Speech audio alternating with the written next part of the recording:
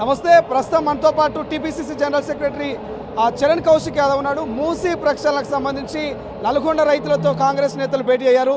ఒకసారి మాట్లాడదాం. ఎందుకు మూసీ ప్రక్షాళన చేయాల్సిన అవసరం ఉందా? ఇప్పుడు ప్రధానంగా ఈ ప్రక్రియ 2002వ సంవత్సరంలో ఆనాడు వాజ్పేయి గారు ప్రధానమంత్రిగా ఉన్నప్పుడే మూసీ సుందరీకరణ చేయాలని చెప్పేసి 296 కోట్ల రూపాయలు కేటాయించుకున్నారు. తర్వాత వచ్చినటువంటి బీఆర్ఎస్ పార్టీ 2017లో 17వ నెంబర్ జీవో ఇచ్చి మూసీ సుందరీకరణ చేస్తాం, 28,000 అక్రమాలను అని చెప్పేసి బీఆర్ఎస్ పార్టీ గ్రహించి దాని మీద బఫర్ జోన్ కావచ్చు, ఎఫ్టీఎల్ కావచ్చు అన్ని కూడా నిర్ధారించి త్వరగా పూర్తి చేస్తామని చెప్పిన బీఆర్ఎస్ పార్టీ చేయలేదు.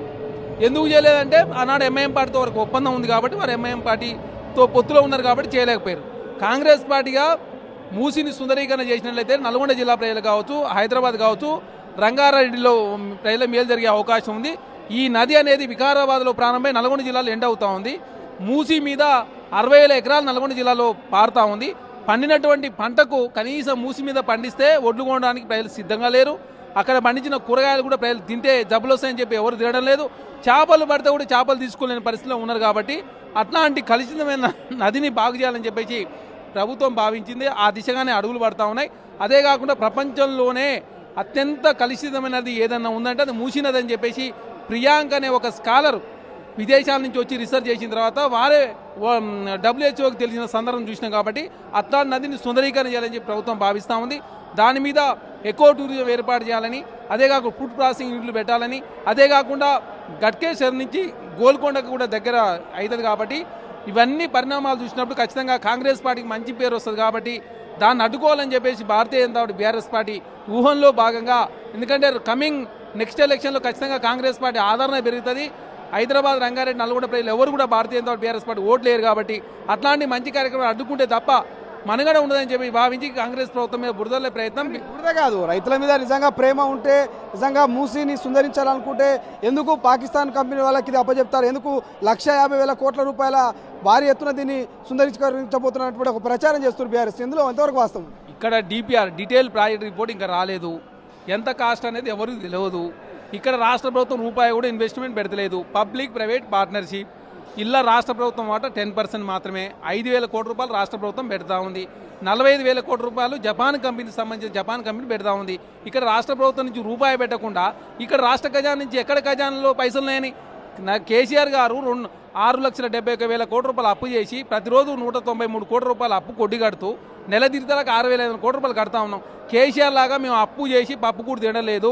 మూసీని సుందరీకరణ చేసినట్లయితే 3 జిల్లాలకు మేలు జరుగుతుందని, 1,50,00,000 మందికి ప్రయోజనకరంగా ఉంటుందని చెప్పి ప్రభుత్వం భావించి గొప్ప నిర్ణయం రేవంత్ రెడ్డి గారు తీసుకున్నప్పుడు, కాంగ్రెస్ ప్రభుత్వం తీసుకున్నప్పుడు అనవసరంగా రాద్ధాంతం చేసే ప్రయత్నం BRS party, Bharatiya Janata party చేస్తూ ఉన్నాయి. కాబట్టి ఒక మంచి నిర్ణయానికి మద్దతుగా ఈనాడు భువనగిరి పార్లమెంట్ సభ్యులు కిరణ్ కుమార్ రెడ్డి గారి నేతృత్వంలో రైతులంతా కూడా, నల్గొండ రైతులంతా కూడా కథం తొక్కడం జరిగింది. ఖచ్చితంగా బీఆర్ఎస్ పార్టీ నల్గొండలో తెలుసుకునే సందర్భం కూడా రైతులకు వచ్చింది. ఎందుకంటే బీఆర్ఎస్ పార్టీ ఎందుకు నల్గొండ ప్రజలు మేలు చేసే ప్రాజెక్టును అడ్డుకుంటా ఉన్నారు, భారతీయ జనతా పార్టీ ఎందుకు దీన్ని రాద్ధాంతం చేసే ప్రయత్నం జరుగుతూ ఉంది, ఈ అన్ని విషయాలు వివరించే దానిలో భాగంగా ఈరోజు ఇక్కడ సమావేశం ఏర్పాటు చేసుకోవడం జరిగింది. ఖచ్చితంగా నల్గొండ ప్రజలు ఖచ్చితంగా BRS party, Bharatiya Janata party బుద్ధి చెప్తారు. కాబట్టి ఈ ప్రాజెక్టును అడ్డుకునే ప్రయత్నం Bharatiya Janata party, BRS party చేస్తూ ఉన్నాయి. ప్రస్తుతం మనతో పాటు తుంగతుర్తి ఎమ్మెల్యే మందుల సామ్యాల్ గారు ఉన్నారు. మూసీ ప్రక్షాళన భాగంగా నల్గొండ బిడ్డలంతా కూడా శుభం కన్వెన్షన్ చేరుకున్నారు. నిజంగా మూసీ వల్ల నిజంగా నల్గొండ బిడ్డలు అన్యాయానికి గురవుతా ఉన్నారా?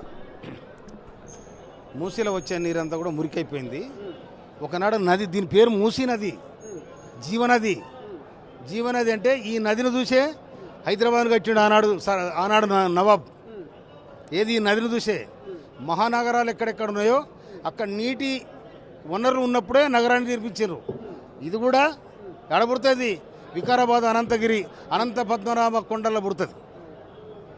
వికారాబాద్లో అనంత పద్మనాభగిరి కొండల పుడుతుంది. ఇది ఆ కొండల పుట్టి పుట్టి పుట్టి పుట్టి దాదాపు 200 కిలోమీటర్ దూరాన మూసీలా కలిసిపోయింది. ఇది మూసీ ప్రాజెక్టులో కలిసిపోయింది.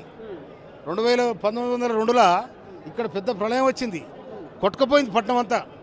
పట్నం కొట్టుకుపోయినప్పుడు ఈ నీళ్ళను వృధా పోవద్దని చెప్పి 2008లో ప్రాజెక్టుకు నైజాం శంకుస్థాపన చేసిండు.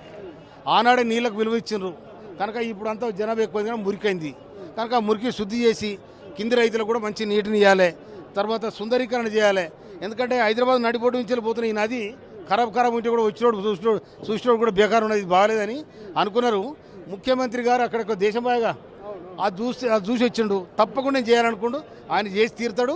మొనగాడు ముఖ్యమంత్రి రేవంత్ రెడ్డి గారు, ఎవరు చెప్పి ఈయన ప్రసక్తి లేదు. కానీ బీఆర్ఎస్ వాళ్ళు అంటారు మూసీ ప్రక్షాళన అనేది రైతుల మీద ప్రేమతో కాదు, మూసీని సుందరీకరణ చేయాలని కాదు, కేవలం లక్షల కోట్ల స్కామ్ కోసము దోసుకోవడం కోసమే కాంగ్రెస్ ఈ పనికి శ్రీకారం చుట్టింది అంటారు. ఎంతవరకు వాస్తవం?